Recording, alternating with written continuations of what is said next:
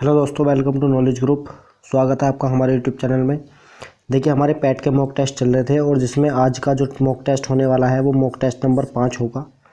और प्लीज़ अगर वीडियो आपको अच्छी लगे, क्वेश्चंस आपको अच्छे लेवल के लगें तो प्लीज़ चैनल को सब्सक्राइब ज़रूर करिएगा और वीडियो को ज़्यादा से ज़्यादा शेयर करिएगा। ओके, धन्यवाद। चलते हैं पहले क्वेश्चन पर। पहला क्वेश्चन है, दिल्ली में अलाउद्दीन खिलजी के शासनकाल की अवधि क्या थी। देखिए, ये जो अलाउद्दीन खिलजी था ये दिल्ली में खिलजी वंश का एक शासक था। खिलजी वंश का एक शासक था और इसका जो शासनकाल माना जाता है वो 1296 से 1316 तक माना जाता है। तो इसका सही आंसर होगा ऑप्शन ए, जो कि सही आंसर होगा। ठीक है, चलते हैं अगले क्वेश्चन पर। अगला क्वेश्चन है, बक्सर का युद्ध कब हुआ था। देखिए, बक्सर के युद्ध की बात करते हैं तो बक्सर के युद्ध में एक तो बंगाल का नवाब जिसका नाम था मीर कासिम और मीर कासिम के साथ अवध के नवाब शुजाउद्दौला और उस समय के जो मुग़ल बादशाह थे शाह आलम द्वितीय, इनको मीर कासिम अपने साथ लेता है और इनको साथ लेने के बाद अंग्रेज़ों से युद्ध करता है। अंग्रेज़ों का नेतृत्व जो इस युद्ध में कर रहा था वो था हेक्टर मुनरो। इस युद्ध में हेक्टर मुनरो जो है जीत जाता और ये युद्ध जो हुआ था वो हुआ था 1764 ईस्वी में। ठीक है, हालांकि इस युद्ध के बाद 1765 ईस्वी में इलाहाबाद की संधि हुई। ठीक है, जिस संधि में बंगाल, बिहार और उड़ीसा में मुफ्त दीवानी यानी दीवानी का अधिकार यानी राजस्व कर का जो अधिकार था वो अंग्रेजों को मिल चुका था। ठीक है, नेक्स्ट क्वेश्चन पर चलते हैं। नेक्स्ट क्वेश्चन है, राजा हर्षवर्धन ने एक प्रसिद्ध नाटक लिखा यानी हर्षवर्धन के द्वारा लिखा गया एक नाटक कौन सा है। तो इसका सही आंसर है नागानंद जो है वो हर्षवर्धन के द्वारा लिखा हुआ नाटक है। अगर बात करते हैं कि नागानंद किस भाषा में लिखा, तो नागानंद संस्कृत भाषा में लिखा हुआ एक नाटक है। ठीक है, तो याद रखना किस भाषा में, संस्कृत भाषा में ये लिखा हुआ है। गरुड़ देवता को खुश करने के लिए जो नागों की बलि दी जाती थी उसको रोकने के लिए एक राजकुमार थे जिसका नाम था जिमुत वाहन। तो उन्होंने अपने शरीर को त्यागा और उसी का उल्लेख हर्षवर्धन ने नागानंद नाम की अपनी पुस्तक में किया है। ठीक है, याद रखना सवाल पूछा जाता है किस भाषा में ये नागानंद लिखी हुई है, तो संस्कृत भाषा में ये लिखी हुई है। नेक्स्ट क्वेश्चन है, सूरदास निम्नलिखित में से किस मुगल शासक के समकालीन थे। सूरदास के बारे में पूछा जा रहा है कि सूरदास किसके समकालीन थे। तो इसका सही आंसर है अकबर, यानी सूरदास जो थे वो अकबर के समकालीन थे। ठीक है, अगर बात करते हैं कि जो सूरदास थे ये कौन सी भक्ति धारा के प्रमुख कवि थे, तो सूरदास की बात करते हैं तो सूरदास जो है वो सगुण भक्ति धारा के प्रमुख कवि माने जाते हैं। याद रखना, सगुण भक्ति धारा के प्रमुख कवि माने जाते हैं। ठीक है, आगे चलते हैं। अगला क्वेश्चन है, सिविल सेवा किसके शासनकाल में प्रारंभ हुई थी। यानी सिविल सेवा के जनक के बारे में बात करते हैं तो सिविल सेवा के जनक की बात करते हैं तो ये किसके शासनकाल में भारत हुई और जन्मदाता किसको कहा जाता है। तो लॉर्ड कॉर्नवालिस जो थे, लॉर्ड कॉर्नवालिस को सिविल सेवा का जनक कहा जाता है। तो option C is right answer. ठीक है, चलते हैं अगले क्वेश्चन पर। अगला क्वेश्चन है, 1857 ईस्वी के सिपाही विद्रोह के दौरान मुगल शासक बहादुर शाह जफर को खालिस्तान द्वारा गिरफ्तार किया गया। मतलब किस व्यक्ति ने बहादुर शाह जफर को गिरफ्तार किया। ठीक है, तो बात करते हैं 1857 की क्रांति के समय, जो कि 1857 का जो विद्रोह स्टार्ट हुआ था, वैसे तो ये मंगल पांडे के द्वारा स्टार्ट हुआ था बैरकपुर छावनी से, लेकिन इसको जो सही तरीके से या सही रूप से जो एक नेता मिला वो मेरठ से मिला। ठीक है, मेरठ से इसको माना जाता है और मेरठ में किसके द्वारा, तो मेरठ में कदम सिंह के द्वारा ये स्टार्ट किया गया। बात करते हैं किस अंग्रेज ने इनको गिरफ्तार किया था, तो इसका सही आंसर होगा कैप्टन हडसन ने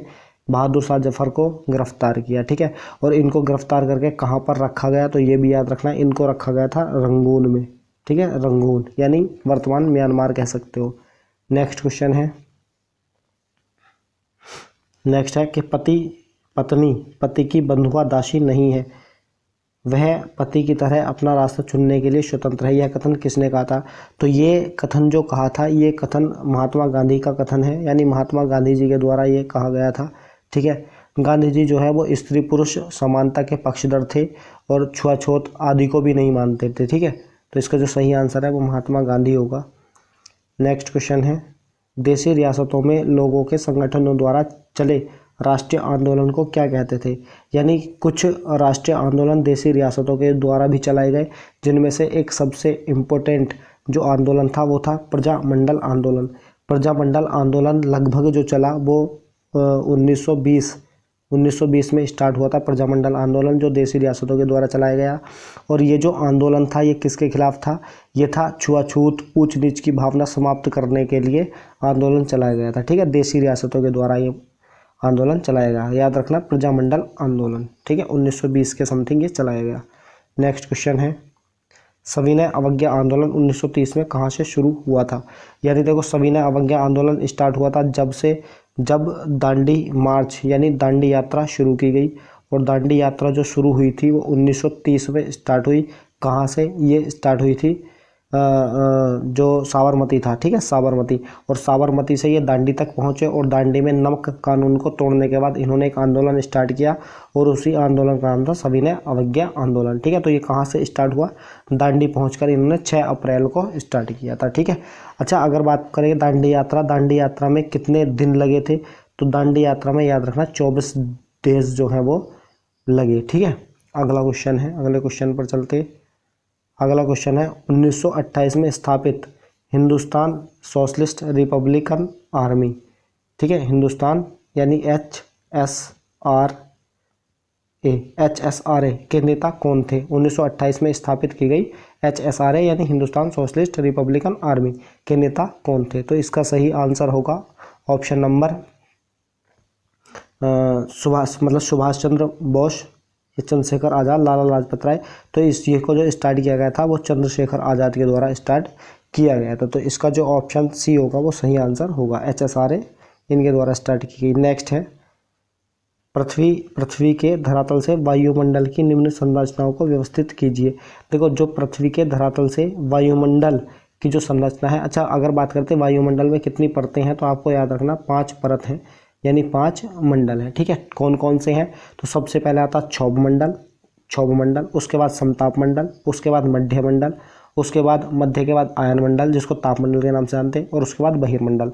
तो इस क्रम को देखते तो सबसे पहले आएगा इनमें क्षोभ मंडल के बाद समताप मंडल, फिर मध्य मंडल, और फिर उसके बाद आएगा तापमंडल। ठीक है, उसके बाद आता 5वां बहिर्मंडल। तो ऑप्शन बी इसका सही आंसर होगा। ठीक है, बात करते हैं क्षोभ मंडल की, तो क्षोभ मंडल जो है वो मौसमी घटनाओं के लिए जिम्मेदार है, यानी जितनी भी मौसमी संबंधित घटनाएं होती हैं जैसे वर्षा, आंधी, तूफान और जितनी भी बिजली कड़कना, ठीक है, ये सब किस में होता है, ये सब क्षोभ मंडल में होता है। समताप मंडल में ओजोन परत कहाँ पाई जाती है, समताप मंडल में, और हवाई जहाज उड़ाने के लिए जो आदर्श परत मानी जाती है वो भी समताप मंडल में मानी जाती है। ठीक है, अगर मध्य मंडल की बात करते हैं तो मध्य मंडल में क्या होता है, मध्य मंडल जो है, मध्य मंडल में सबसे इम्पोर्टेंट बात ये है कि मध्य मंडल से क्या होता है, जब हम 1 किलोमीटर ऊपर की ओर जाते हैं तो टेम्परेचर बढ़ता है, और प्रति 1 किलोमीटर ऊपर जाने पर 5 डिग्री सेल्सियस टेम्परेचर में वृद्धि होती है। ठीक है, अगर तापमंडल की बात करते हैं तो जितने भी हमारे सैटेलाइट वगैरह हैं, उपग्रह हैं, वो कहाँ पर लॉन्च होते हैं,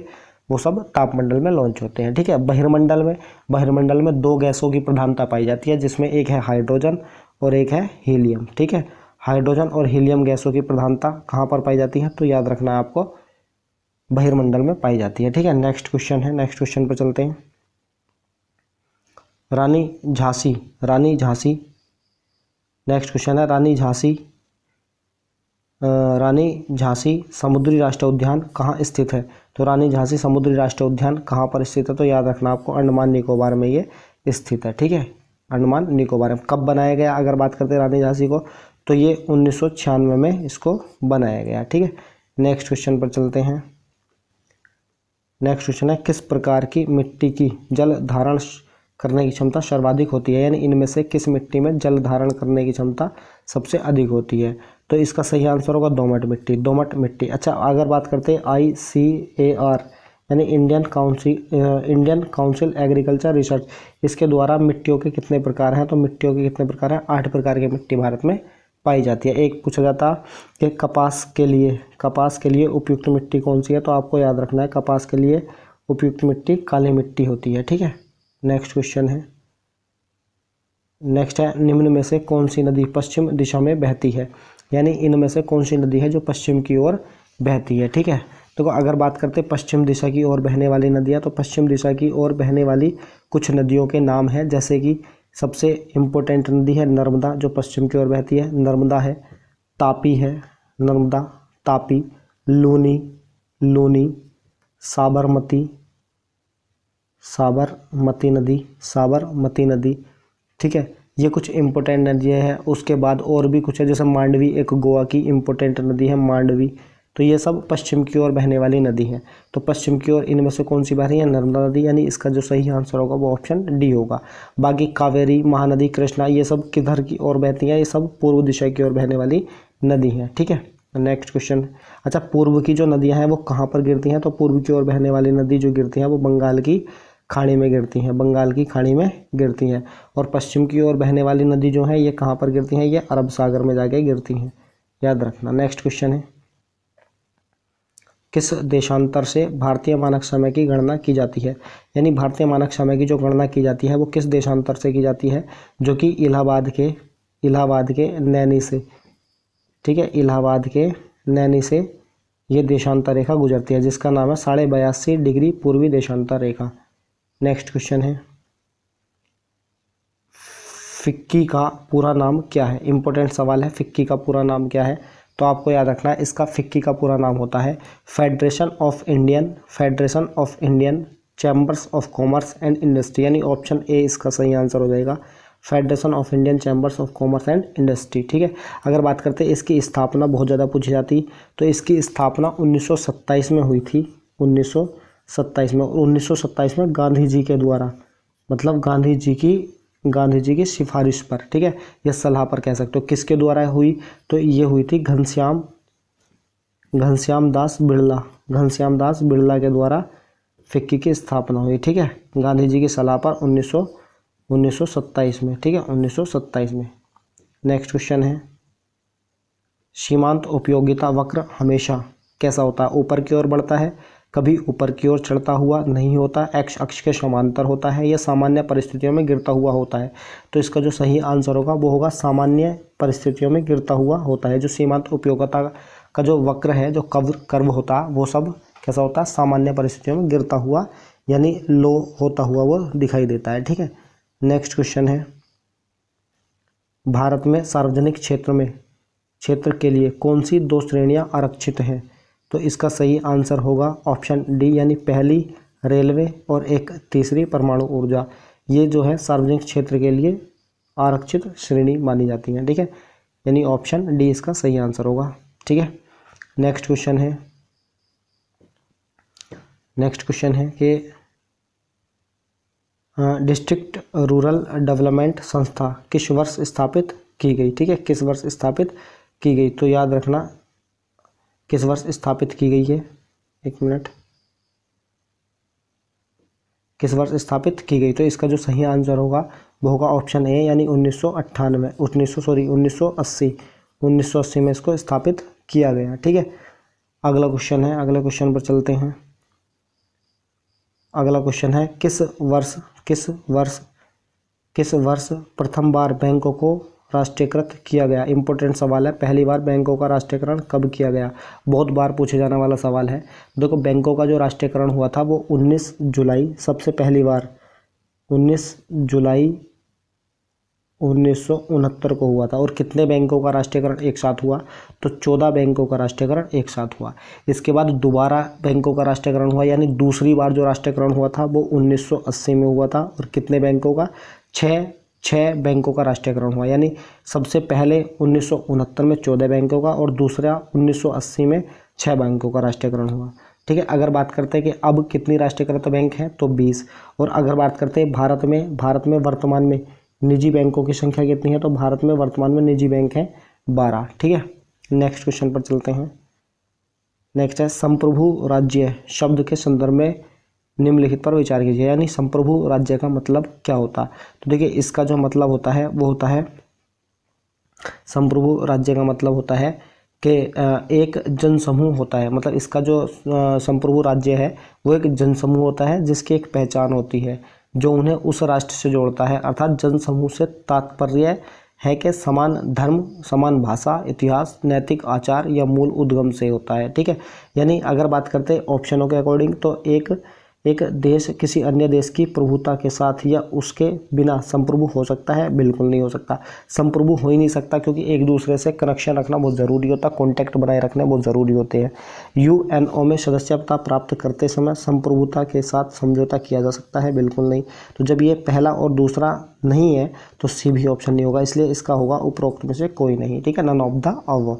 नेक्स्ट क्वेश्चन है, नेक्स्ट है, निम्न में से कौन सी पंचायतों के विकास के लिए सुझाव देने वाली सर्वप्रथम समिति थी? यानी पंचायतों के विकास देने के लिए सबसे पहले कौन सी समिति बनाई गई थी? ठीक है, तो आपको ध्यान रखना है, सबसे पहले जो समिति बनाई गई और जिसका समय था 1957 में, सबसे पहले बलवंत राय मेहता समिति बनाई गई और इसने पंचायतों को कितने स्तरीय बताया? त्रिस्तरीय इन्होंने पंचायती राज व्यवस्था लागू की। ठीक है, जिसमें से सबसे पहली जो थी वो ग्राम पंचायत थी, ए बी यानी दूसरे नंबर पर पंचायत समिति और तीसरे नंबर पर जिला पंचायत। ठीक है, यानी ग्राम पंचायत, पंचायत समिति और जिला पंचायत, ये तीनों को एक दूसरे से अप्रत्यक्ष चुनाव के माध्यम से जोड़ा गया। ठीक है, तो आपको ध्यान रखना। अगर बात करते हैं कि सबसे पहले पंचायती व्यवस्था जो है ये लागू कब की गई, तो सबसे पहले लागू की गई थी ये 2 अक्टूबर 1959 को। ठीक है, कहाँ पर? नागौर में। और नागौर कहाँ पर है? ये राजस्थान। ठीक है, नागौर राजस्थान में ये सबसे पहले लागू की गई पंचायती राज व्यवस्था। अगला क्वेश्चन है, सूचना का अधिनियम कब लागू हुआ? यानी सूचना का अधिनियम का मतलब है RTI, right to information act जो आया, ये कब आया और कब लागू हुआ? तो इसका जो सही आंसर है वो होगा 12 अक्टूबर 2005। 12 अक्टूबर 2005। ठीक है, यानी इसका ऑप्शन सी जो होगा वो सही आंसर हो जाएगा। ठीक है, ध्यान रखना। अगर बात करते हैं कि किस संस्था के द्वारा इसकी आवाज़ उठाई गई यानी मांग उठाई गई, तो एक संस्था कह सकते हो या संगठन कह सकते हो, मजदूर